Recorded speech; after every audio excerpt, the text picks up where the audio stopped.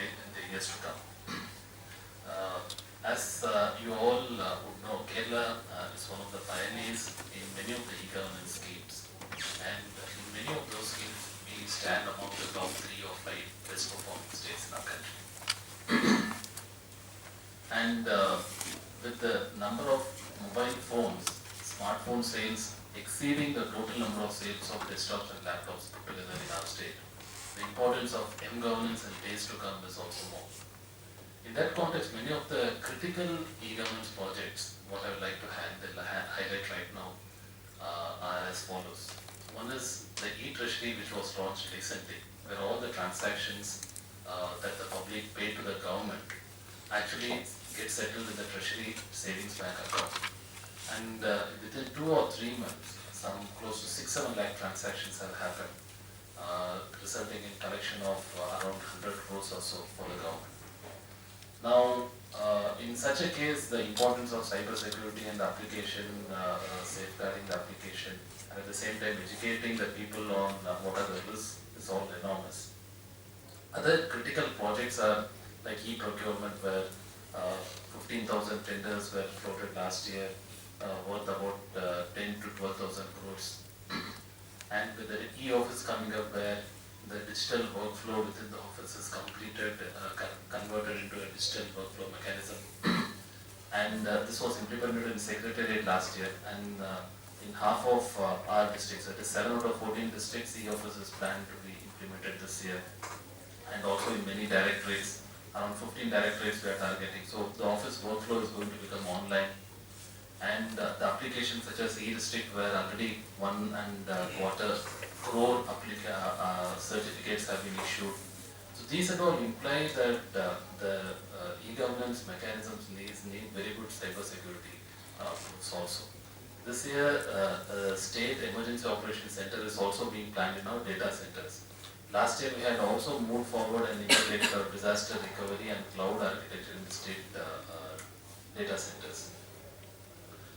In this context, we have the CERT team, which is modeled on the CERT-in mechanism of Government of India, which is working in the last 5-6 years, which audits and does this imparting of IT security among government institutions, departments, and also among public residential localities.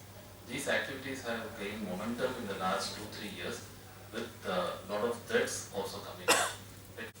The reason why I am saying household is, with the National Optic Fiber Network, now renamed as Bharat Network, in the next 3 to 4 years, every household is targeted to be provided with internet 2 Mbps over optic fibers, which is expandable also on pay-per-node basis. Now, as the Honorable Minister was just highlighting, in 3 to 5 years, I see a scenario, at least in Kerala, where every household is going to have internet over optic fiber, and internet, and obviously they'll have Wi-Fi zones in their houses, and everyone is going to use smartphones, and everyone is going to have this their electronic equipments connected to internet, and Internet of Things is all going to become a big thing.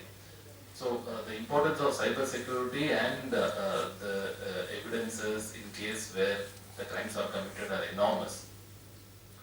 Just to give share my thought on what Dr. Safirulla was mentioning about networks, I thought it was a very critical point, because right now we have various state infrastructures which are there. The first thing is our state WAN, Kerala State WAN, which connects close to 3,500 offices. That is one segment.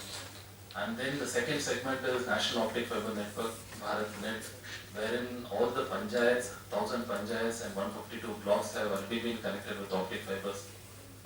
The third segment is a National Knowledge Network, where major educational institutions are being connected through OFCs. 1 Gbps connectivity is there.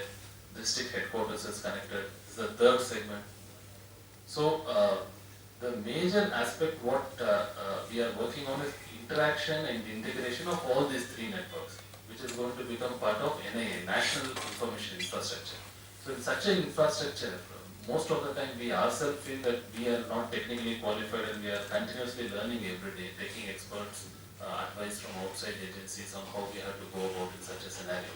So we are also learning and trying to take competencies. We try to learn regularly with many of these networking companies on what are the latest technologies, what we should be doing So the continuous learning in that case is very important for government professionals. And in that context, I think that we all should work as an IT community team and we have to share the best practices, because one threat for one department or one site is a threat for all. That's the way I see it. So once any one site is penetrated, then everyone is vulnerable. So I'm happy that on behalf of IT Mission we are partnering with CSI in this particular seminar, and I'm sure that a lot of other further seminars are being planned in this particular thrust area. So I wish CSI and the participants the best, and we'll work together in making many more sessions together.